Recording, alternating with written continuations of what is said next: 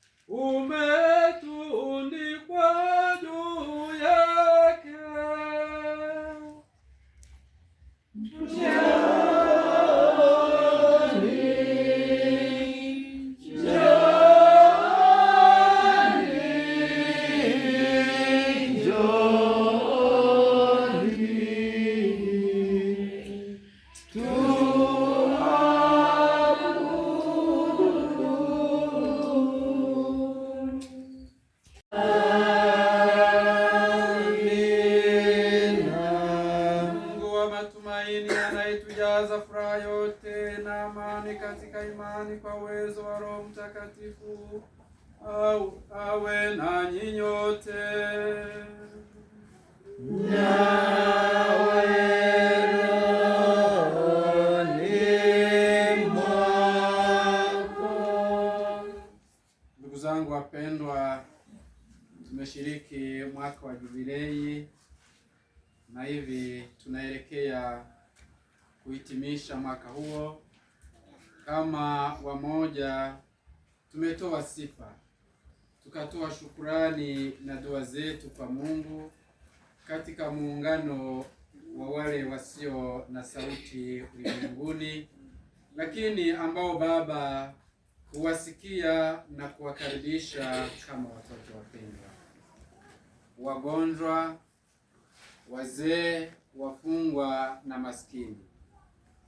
Kupitia rehema kamili ya jubilei amefanya mto wa neema na baraka kutiririka. Ametupa sisi sote tumaini lake na amani yake. Ameitia nguvu mikono iliyo dhaifu na kuyafanya imara magoti yaliyolegea. Amesema kwa kila mmoja wetu akisema, jipe moyo, usiogope.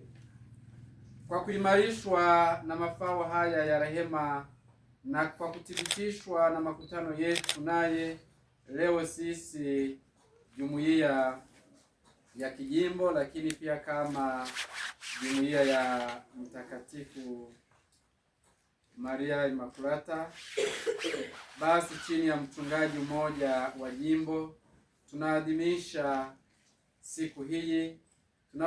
Tunapoiadhimisha katika utakatifu kama familia ya Nazareti, tukitamani kutoa shukurani zetu, ili basi tukimwomba Mungu msamaha kwa kutambua kwamba sisi ni wadhambi.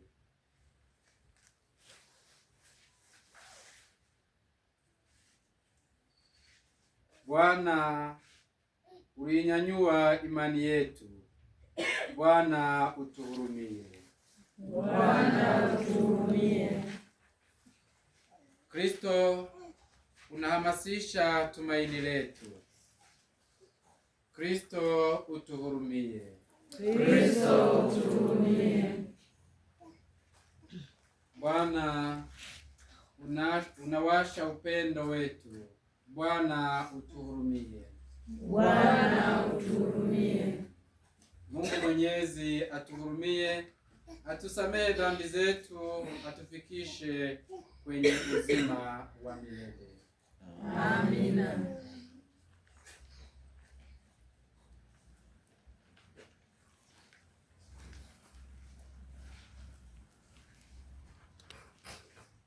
tuketi.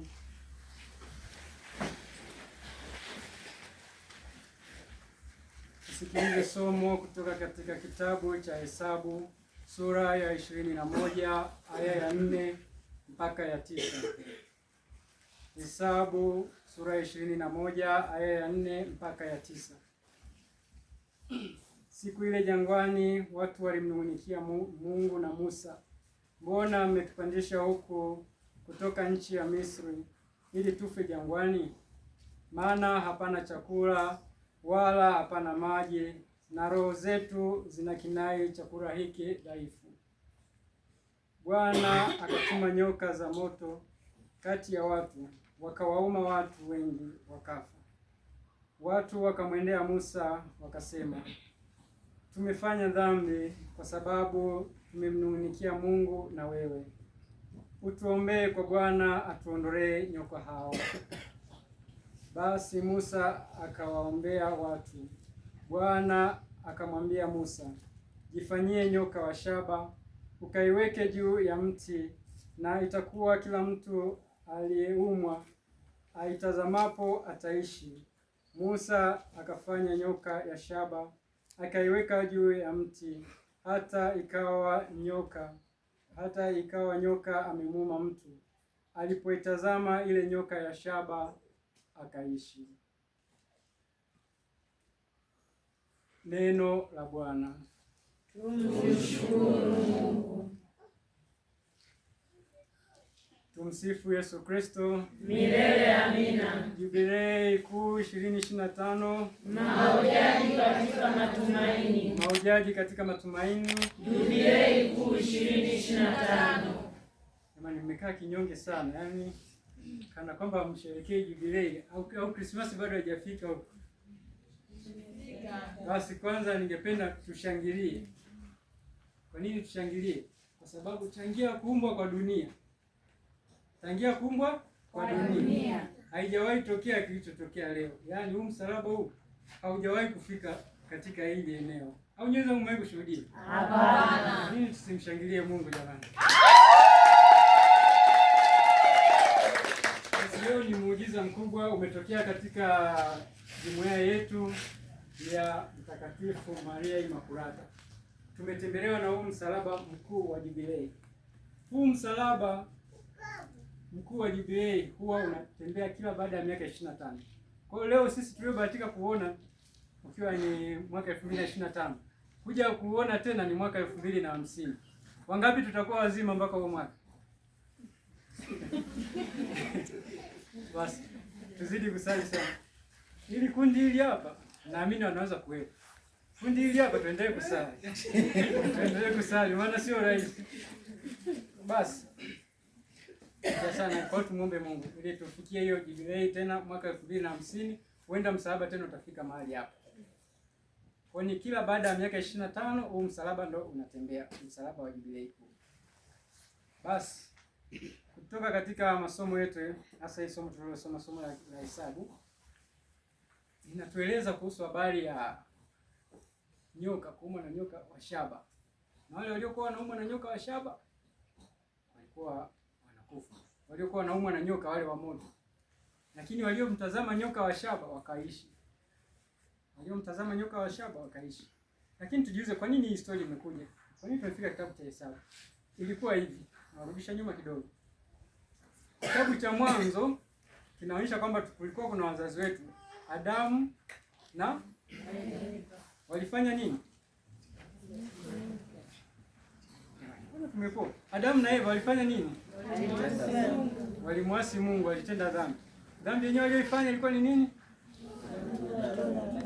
Kula tunda la mti. Mti wa katikati, sawa. Basi ilikuwa hivi, Mungu alipoitengeneza bustani ya Edeni, aliweka pia miti mingi ya matunda na aliwaruhusu kula miti yote isipokuwa mti huu mmoja, mti wa matunda ya mema na mabaya. Lakini wao walimwasi Mungu, wakala ule mti, wakala ile tunda la ule mti wa mema na mabaya. Kwa hiyo wakawa wamemkathirisha Mungu, wakawa wamemuudhi Mungu. Kwa kutoka pale ikawa inaitwa dhambi. Kile kitendo hicho kifanya kikawa kinaitwa dhambi.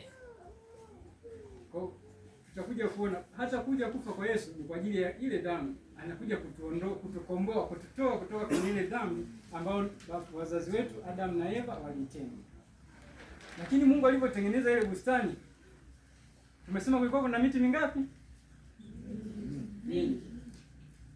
Basi inasemekana ni mingi. Lakini kwenye Biblia ile ukisoma kile kitabu cha Mwanzo sura ya 2 aya ya 9, kuna miti miwili imetajwa pale. Sijui kama umeshawahi kusoma. Kuna mti gani na mti gani? Wala mmoja unajulikana, mara nyingi unajulikana ni mti wa mema na mabaya. Lakini kulikuwa kuna mti wa pili pale pale kwenye ile bustani. Ule mti ulikuwa unaitwa mti wa uzima. Mti wa uzima. Kwa hiyo hawa ndugu zetu, wazazi wetu Adam na Eva, baada ya kula ile tunda la mti wa katikati, mti ule wa mema na mabaya, sijui walizubaa wapi, ninaweza kusema hiyo. Wangechangamka, wangekula ule mti wa mema, ule mti wa uzima, huenda hayo yote asingetokea. Ila wenyewe wakakimbia wakaenda kujificha huko pale. Kwa kumbe wangekula mti wa uzima, huenda hayo yote asingetokea. Ndio maana Mungu alipokuja anauliza, "Mpo wapi?" Akasema, "Tumejificha huko." Jamani, nimekula ile tunda nililokataza. Wao wanajibu, ni huyu mwanamke aliyenipa. Na yule mwanamke sasa, ni yule nyoka. Naona wanazidi kusingiziana. Lakini kumbe ndani ya ile bustani, kwa nini Mungu aliwatoa kwenye ile bustani ya Eden? Aliwatoa mle, aliwafukuza mle kwa sababu kulikuwa kuna mti wa uzima. Maana wangebakia pale, huenda wangekula ule mti wa uzima na ile adhabu ya Mungu isingetukuta. Lakini huo mti wa uzima haukuishia hapo. Ule mti wa uzima ukaendelea. Unaendeleaje? Kwenye kitabu cha Hesabu tutakuja kuona leo. Ni ambacho tumesikia leo. Ni kwamba wale watu walizaliana kwa wingi, wakawa wanatenda dhambi, Mungu akaja akawapiga na gharika, akaja akawapiga kama yani kwa mapigo tofauti tofauti. Mwishowe wakaja kuzaliwa ule uzao wa Yakobo, watoto 12. Kwa kuwa wakaenda unanilia Misri. Baba alienda Misri kule kutafuta chakula, wakaishi kule, wakawa wanaeleweka kama ni wana wa Israeli, wanaishi kule Misri. Wakiwa wanaishi Misri, uzao wao ukawa unaongezeka sana. Farao akaanza kuogopa, akasema, "Hao mbona wanazaliana kwa wingi?" Akaanza kuchinja. Nadhani hizo stories tunaendelea kuzisikia kwa hiyo kipindi cha Christmas. Anawachinja wale watoto chini ya miaka 2, Farao anawaua. Lakini mmoja kati ya wale watoto aliyeachwa alikuwa ni Musa. Musa ndo anayekuja sasa kuwatoa ili taifa la Israeli kutoka kule Misri, kuwaleta katika nchi ya ahadi ambayo Mungu aliwaahidia. Na anapowatoa wale wa Misri hawakupenda, kwa sababu wao wa Israeli walikuwa ni wafanyakazi wao. Ndio waliokuwa wanafanya kazi kwenye sehemu za chokaa, kwenye kuchoma tofali, yaani zile kazi ngumu. Hao wana wa Israeli ndio waliokuwa wanafanya. Lakini licha ya kufanya kazi hizo ngumu, walizaliana kwa wingi sana. Kwa hiyo ikawa ni tishio kwa wa Misri. Basi Mungu akamwambia Musa anataka kuwakomboa wale wana wa Israeli, awatoe kule Misri. Atawatoaje? Ndio akamwagiza Musa kwamba nenda ukaongee na Farao watoe, awaruhusu wale watu waondoke nao. Basi yalitokea mengi. Farao alikuwa na moyo mgumu, akaja akapigwa mapigo 10. Nadhani tunayafahamu. Nafupisha tu habari yenyewe. Basi ikafika wakati ambapo amefanikiwa sasa kuwatoa kule Misri. Amewaleta, anawapeleka katika nchi ya ahadi. Wako jangwani. Wale wana wa Israeli wakaanza kumnung'unikia Mungu na Musa. Wanalalamika, tumetoka kule Misri, kule tulikuwa tunakula matango, tunakula vitunguu saumu, tunakula masufuria ya nyama, tunakula na kusaza. Tumeletwa huku jangwani. Na huku jangwani tunakula tu mana na wale na nyama ya kwale tu. Mana na kwale.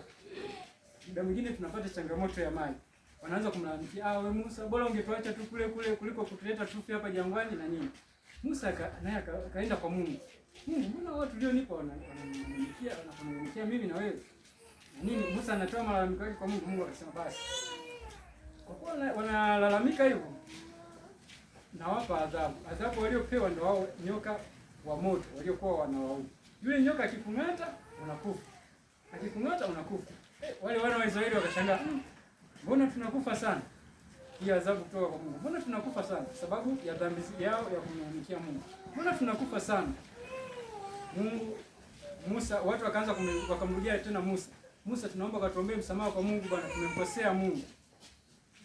Musa akawasikiliza, akaenda kwa Mungu. "Mungu, hao watu anaomba uwarehemu, wasamehe kosa lao." Musa akaenda akawaombea msamaha. Mungu akasema, "Sasa Musa, fanya hii. tengeneza nyoka wa shaba. Tengeneza nyoka wa shaba, umtundike juu ya mti. Yeyote atakayemtazama yule nyoka kwa imani atapona. Hata kama umeng'atwa na nyoka wa moto, ila ukimtazama yule nyoka kwa imani unapona. Watu wakawa wanatazama kwa imani yule nyoka, wanapona. Wanamtazama kwa imani yule nyoka, wanapona. Baadaye ile adhabu ikawa imeisha kwa sababu ya imani yao, waliendelea kumtumikia Mungu. Basi wakasafiri mpaka kwenda hiyo nchi ya ahadi ambapo Mungu aliwaahidi. Tunaweza kuendelea kuchambua zaidi kuhusu hili hapa. Ila nitaka tu tuongelee hapa. Kumtazama nyoka wa shaba kwa imani. Tumtazame nyoka wa shaba kwa imani. Wale wana wa Israeli baada ya kuona wamepona sasa, wamekuwa na imani juu ya ile nyoka wa shaba. Habari ikaendelea, inakuja mpaka kuja kuzaliwa kwa Yesu. Kama tulivyosherehekea sherehe ya Krismasi. Lakini kuzaliwa kwake tu haitoshi kitu. Maana kama ni kuzaliwa, sisi wote hapa tumezaliwa. Inakuja hatua nyingine ya kufa. Ya kuishi pia aliishi kama sisi tunavyoishi. Akaja akafa. Lakini kifo alichokufa yeye, alikufa kama tunavyoona hapa msalabani. Alikufa msalabani. Kama ambavyo ilikuwa kwenye kile kitabu cha Hesabu, ilikuwa kuta wale wana wa Israeli, ndio sisi leo tumeletewa huyu hapa. Wao waliletewa nyoka wa shaba, sisi leo tumeletewa msalaba huu hapa. Nadhani tunamuona, sio? Na leo ni siku ambayo tunaabudu msalaba kama ambavyo tunavyokuwa tukiabudu siku ya Ijumaa Kuu. Yaani tunaupigia goti huu msalaba, tunatoa heshima ya kupiga goti kwa huu msalaba. Kwa nini tunauheshimu huu msalaba? Tunauabudu huu msalaba. Tunauabudu msalaba kwa sababu hatuabudu msalaba kama mbao au kama nini. Tunaabudu msalaba hasa kwa kilichotundikwa juu yake. Juu yake ametundikwa Yesu Kristo ambaye ndio wokovu wetu. Kwa tunachoabudu, tunauabudu wokovu wetu uliotundikwa juu ya huu msalaba. Kwa hiyo msalaba kwetu sisi ni tofauti na ambavyo ilikuwa zamani. Kwa wenzetu Wayahudi kabla na hasa Warumi, kulikuwa kuna adhabu. Mtu akitenda kosa anapewa adhabu, si ndio? Hata sisi leo ukitenda kosa kwenye jamii unapewa adhabu. Mtoto ukitenda kosa nyumbani, ukimkosea mama, umedokoa mboga, umefanya nini? Unapigwa fimbo, si ndio? Ndio. Au nyinyi wenzetu wampige, sisi tulikuwa tunapigwa wenzetu kama mtoto. Ukifanya kosa umechelewa kurudi, ukicheza umechafuka, unapigwa fimbo. Nyinyi hampigwi? Tunapigwa. Namsema tu kwa sauti. Jamani, huwa mnapigwa mpigwe? Tunapigwa. Kama hiyo kupigwa nyumbani nyosha mkono. Basi, na hawa wana wa Israeli kwa hivyo si Wayahudi walikuwa na adhabu. Mtu akitenda kosa anapewa adhabu. Na adhabu yenyewe kwa Warumi ilikuwa ni hii. Kwa Warumi walikuwa adhabu yake unatundikwa msalabani kama hivi. Unafungwa pale, ufe pale msalabani. Ni mateso fulani na ni kifo cha aibu. Maana yake unavuliwa nguo zote alafu unakufa pale msalabani. Kumbe kwa Wayahudi wenyewe ilikuwa ni tofauti. Wayahudi walikuwa ukitenda kosa unapigwa mawe mpaka kufa. Yaani kila mmoja anachukua jiwe atarusha tu popote. Ikupate kichwani, mguuni, mpaka unapokufa. Unaona jinsi zilivyokuwa ni adhabu kali, si? Au nyewe mwani kama ni adhabu kali? Basi adhabu, lakini kifo alichokufa Yesu Kristo pia kilikuwa ni kikali vile vile. Kifo cha aibu. Kwanza alipigwa mijeledi, akapachikwa taji la miiba kichwani. Umeshawahi kujichoma na kasindano maeneo ya kichwani au hata sehemu yote ya mwili? Vipi inakuwaje ukijichoma? Sasa yeye alivalishwa taji, yani limetengenezwa kwa miiba hivi. Anachomekwa kichwani. Mpaka damu zinatoka. Nafikiri maumivu yake alikuwaje? Alipigwa mijeledi mpaka nyama zinatoka. Alibeba msalaba huu. Haukuwa mwepesi. Hata huo hapa leo wakati tunakabidhiwa sisi huku, tuliambiwa una kilo zaidi ya 20. Ukiangalia unaona mdogo. Ila waulizi walioubeba una kilo zaidi ya 20. Kwa hiyo nao ni mzito. Sasa naye alibeba msalaba mzito. Na akaenda kufia pale Golgotha. Basi, katika hii somo letu la leo linatupa hii habari kwamba vile ambavyo yule nyoka wa shaba alitengenezwa, leo hii amekuja Yesu Kristo kufa hapa msalabani akiwa kama ni kwa wale waliona nyoka wa shaba, lakini sisi tunamwona huyu Yesu Kristo. Kwa tukimtazama kwa imani, tukiuangalia huu msalaba kwa imani, nasi tutakombolewa na matatizo yetu yote tulionayo. Kikubwa kinachofanya sisi tutazame huko kwa imani na kuabudu ni dhambi zetu. Sisi ni wenye dhambi. Kwa hiyo tunapomkosea Mungu, tumeletewa chombo cha wokovu. Na chombo chenyewe cha wokovu ni kifo cha Bwana wetu Yesu Kristo msalabani. Na hakikuishia tu kwenye kifo, na alifufuka. Alifufuka kwenda kutuandalia makao mbinguni. Anatukaribisha mbinguni. Maana yake nini? Sisi tumetenda dhambi hapa duniani, tunamkosea Mungu hapa duniani. Tuombe msamaha na tunaamini yeye amekuja kutuombea msamaha ndio akafa kwa msalabani. Sisi tumtazame yeye kwa imani ili tupate kufika kwake mbinguni. Ndicho tunachopasika kufanya. Lakini katika maisha yetu kila mmoja wetu ana msalaba wake. Huu ukiwa ni msalaba wa kutuongoza mbinguni, lakini katika maisha kila mmoja wetu ana msalaba wake. Wanafunzi wana msalaba wao. Kuamka mapema kila siku Jumatatu mpaka Ijumaa kwenda shuleni, sio kwamba wanapenda. Ndio maana kuna wale wanaotoroka, si ndio? Wanafunzi kuna wanaotoroka shuleni? Ndio. Hao wanakuwa wanakimbia msalaba wao. Msalaba wao kama wanafunzi ni kwenda shuleni. Kuna wazazi pia, na sisi tuna misalaba yetu. Kuhakikisha watoto wamekula, wameoga, wamependeza, wanavaa. Huo pia ni msalaba wetu. Kwenye familia, mwenzako wa ndoa ni msalaba wako wewe. Hakuna mtu anaweza kufurahisha muda wote. Kuna wakati anakukasirisha, sio? Au nyinyi wenzetu hamkasirishani huko? Unapokasirishana mwenzako anapokukasirisha ndio anakuwa msalaba wako. Unasema, yaani usikii Mungu amtoe na nini, unamwazia mabaya. Hapo unakuwa unakimbia msalaba wako. Msalaba wako ni kumvumilia mwenzako vile alivyo, kumpokea vile alivyo. Na kwa namna pekee tutaona huu msalaba Yesu alivyo. Kifo cha msalaba alifunguliwa mikono hivi, si ndio? Naona. Anamaanisha nini? Kwamba anatukaribisha sisi wote. Yaani upendo wake ni mkubwa sana. Anatukaribisha sisi wote. Wote ambao yani tuko tunaoona mwili wake. Wote anatukaribisha. Simaanisha wako hawapokei. Anawapokea pia. Lakini sisi wote tunaotazama msalaba anatukaribisha. Lakini pia tukiangalia anatazama, alikuwa ameinama hivi. Anatazama chini. Maana yeye kwenye msalaba yuko juu. Anatutazama kwa jicho lake la huruma. Kwamba wanangu wanateseka na dhambi. Anatutazama kwa huruma. Basi na sisi tumtazame yeye kwa unyenyekevu, tukitubu dhambi zetu ili tupate kufika kwake mbinguni na tufurahi na yeye milele. Na katika huu msalaba tutaona kuna alama kama ya kujumlisha. Hii alama ya kujumlisha maana yake nini? Inayoshuka ni uhusiano kati ya Mungu na sisi. Yeye Yesu Kristo ametoka kule juu mbinguni. Ameshuka kukaa nasi. Ndio sherehe tunayosherehekea, sherehe ya Christmas. Ameshuka akae nasi. Kwa sisi pia tumepewa nafasi ya kuwasiliana naye kwa kuwa ameshuka. Yaani ni kama njia ya kupanda na kushuka. Kwa sisi tuna nafasi ya kuwasiliana naye na yeye ana nafasi ya kuwasiliana sisi kwa sababu ameshuka kuishi nasi. Lakini kwa namna pekee pia kuna huo mwingine ambao umekaa hivi. Huo unamaanisha nini? Ni uhusiano kati yangu mimi na jirani yangu. Nikizunguka hivi bado nitakuwa nazunguka. Wote wanaonizunguka inabidi nihusiane nao vizuri. Ndio maana nyingine ya huu msalaba. Kwa ni uhusiano kati yetu sisi na Mungu na uhusiano wetu sisi na jirani zetu. Ndio Yesu fundisho lake kubwa lilikuwa hilo. Mpende Mungu kwa moyo wako wote, na nafsi yako yote, kwa nguvu zako zote na kwa akili yako yote, lakini vile vile alitusisitiza tumpende na jirani yetu kama tunavyojipenda sisi wenyewe. Ndio maana ya huu msalaba. Ndio maana ya huu msalaba. Basi mara nyingi wengi tunashindwa kusali. Nasema naona uvivu kusali, leo nimechoka, leo nimefanya nini? Leo sijisikii, leo nifanye. Lakini unapokutana na hali kama hiyo, na waalikeni tujifunze kusali, hata piga tu ishara ya msalaba. Leo unasafiri, kama ni wanafunzi unaanza masomo yako asubuhi darasani, piga ishara ya msalaba. Upo wapi? Wakati wote. Sala yetu tukishindwa sala nyingine zote, sala yetu fupi leo iwe ishara ya msalaba. Sala yetu fupi iwe ishara ya msalaba. Maana yake nini? Unamwita Mungu Baba kwa jina la Baba. Mungu Mwana unamwalika naye. Na Mungu Roho Mtakatifu wote unawalika wawe pamoja nawe kwa wakati huu.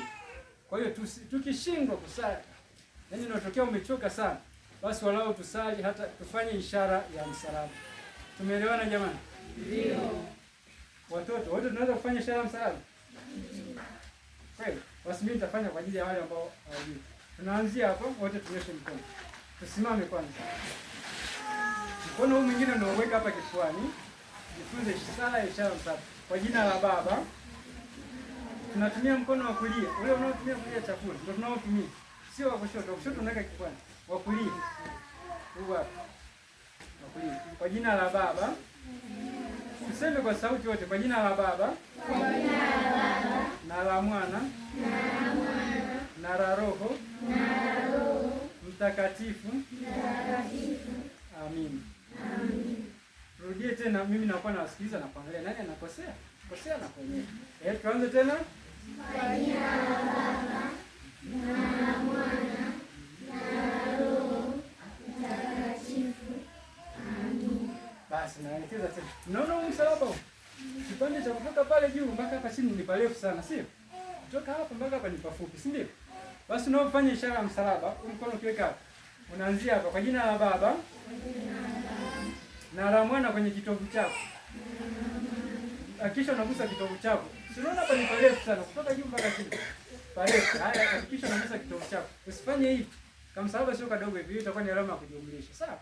Haya, tufanye tena kwa jina la Baba, na la Mwana, na la Roho Mtakatifu.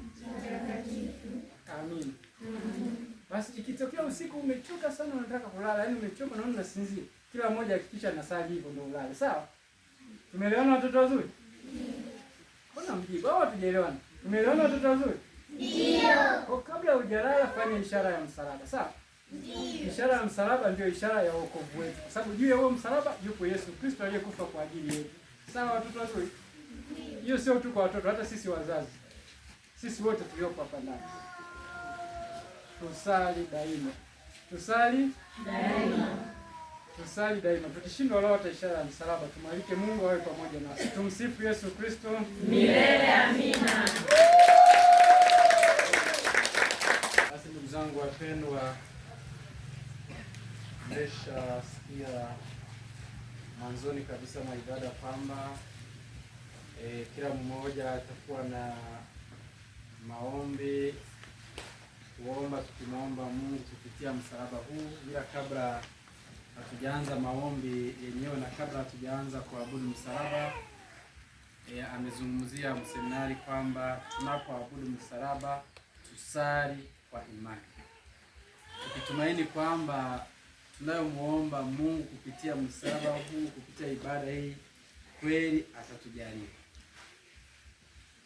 Kinyume chako kusali, tukisali yani tukiwa hatuna imani, maana yake sala itakuwa kama ni mapambo, kama wengi wetu au wengi wenu mlivyoweka misalaba nyumbani kwenu, lakini misalaba ile imekuwa kama mapambo. Ili mjue kwamba misalaba hiyo imekuwa kama mapambo, sio sehemu ya ibada au ya maisha yenu. Kila mmoja anaweza kujiuliza, hivi ni mara ya mwisho nilipochukua ule msalaba nikausafisha wao ni hata mkienda sijui chumbani au sebreni, mtakuta wengi misalaba ina vumbi bara. Yaani mnapita tu cheki mnaenda, mnacheki tu mnaenda, lakini basi mjue kwamba sasa wewe msalaba utakuwa umeweka kama pambo. Kwa hiyo yani sio sehemu ya ibada, sio sehemu ya maisha. Ni kama umeweka picha, sijui sanamu za nini, lakini unapita tu, lakini vumbi limejaa. Sasa tunapotazama msalaba huu, yani tusitazame kama mti au kama chuma, yani tutazame kwa imani kubwa, na imani kubwa wala yani uhitaji kuweka akili nyingi, muwe kama watoto. Yaani tuwe kama watoto. Mtoto anapoomba kitu, mzazi anajua hapa nitapata, kwa sababu anajua ana imani na mzazi. Na sisi tuwe na imani tunapoabudu msalaba, lakini pia tunapoomba kupitia msalaba huu tuwe na imani kwamba tutakayoomba tutayapata. Lakini pia nikiwakumbusha kwamba mtakaporudi nyumbani, jamani, tazameni msalaba. Tazameni. Tazameni. Basi tumuombe Mungu kwa wema na upendo wake atujalie yale anayoona yanatufaa au yale anayoona tunayahitaji, ila basi yote kwa ajili ya sifa na utukufu wa jina lake.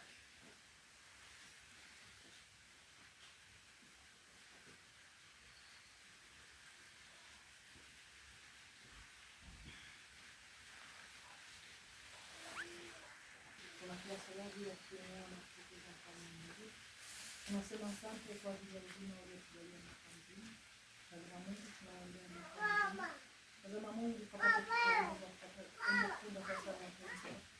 Tunaomba Mungu katusamehe pale tulipoenda kinyume na mapenzi yako, ee Bwana. Tunakuomba utusikie.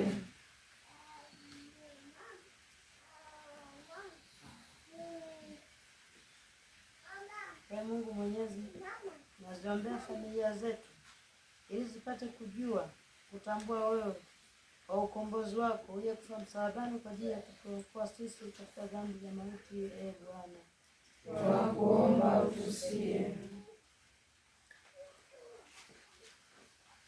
Tunakushukuru Mungu kwa neema unazotujalia, baraka zako kutuepusha magonjwa, vifo na adha mbalimbali zinazotukumba sisi katika maisha yetu. Ee Bwana, tunakuomba utusikie.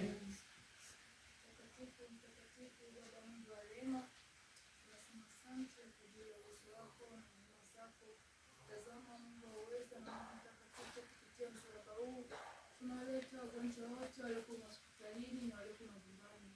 Baba, tunaomba ukawaguse, ukawaponye, rudisha afya zao Mungu mtakatifu. Tazama wengine wanalia, wengine wanalia mipira Mungu mtakatifu, wengine watembea baiskeli hawezi kusimama, lakini kupitia msalaba huu mtakatifu tunajua Mungu mtakatifu utaenda kuwaponya katika jina lako, ee Bwana. Tunakuomba utusikie. tunaombea ndugu zetu wote marehemu walioko toharani, hasa waliokosa ombezi, ili kupitia wewe Yesu waweze kufika mbinguni na mwisho furahi milele kwako. Ee Bwana, tunakuomba utusikie. Tunaombea wazazi wetu, bariki kazi za mikono yao. Tazama jinsi wanavyopambana juu yetu, nasi hatuoni kwamba si chochote wala si lolote mbele za wazazi wetu. Baba Mungu mtakatifu, kupitia msalaba huu tunaomba uimarishe neema na hekima ndani ya mioyo yetu, tuweze kuwa faraja kwa wazazi wetu, ee Bwana. Tunakuomba utusikie. Tunakushukuru, tunakuinua, tunasema asante. Bwana Yesu, kupitia msalaba huu tunavileta sisi wenyewe, tunaleta akili zetu zilizofungwa na adui zikapate kufunguliwa. Bwana Yesu, tunaleta watoto wetu walipofungwa wakaweze kufunguliwa, tulipokuwa kinyume na kusudi lako Mungu wa mbinguni, ukakae sawasawa na kusudi lako mfalme wa haki. Tunaleta na ndugu zetu, tunaleta na familia zetu pale ulipoingia msalabani. Bwana Yesu, kupitia msalaba huu utapatikane amani, utapatikane upendo na furaha. Tunakuomba utusikie. Tunaomba hayo yote mbele yako Bwana wetu, naishi na kutawala na Baba na Roho Mtakatifu, Mungu milele na milele. Amina. Lakini pia kwa utulivu, basi familia katekista walau tuone namna unavyokuwa umefika msalabani. Basi wewe kwa ukimya na utulivu mkubwa kabisa kutoka ndani ya moyo wako, yaani umtajie Mungu, mwambie Mungu yale yote ambayo unayotaka kumwambia. Basi kwa vile Yesu ana namna zake za kujibu, anaweza kukujibu hapo hapo, anaweza kukujibu baadaye, au kwa namna yote ile. Tutaomba tuwe makini, lakini ningeomba wakina baba wawili wawe karibu walau mazingira haya, kusudi msalaba usije karibu. Msalaba wako, ee Mwokozi wangu, ndiyo damu yako, chemchemi ya uhai. Msalaba wako, ee Mwokozi wangu, ndiyo damu yako, chemchemi ya uhai. Msalaba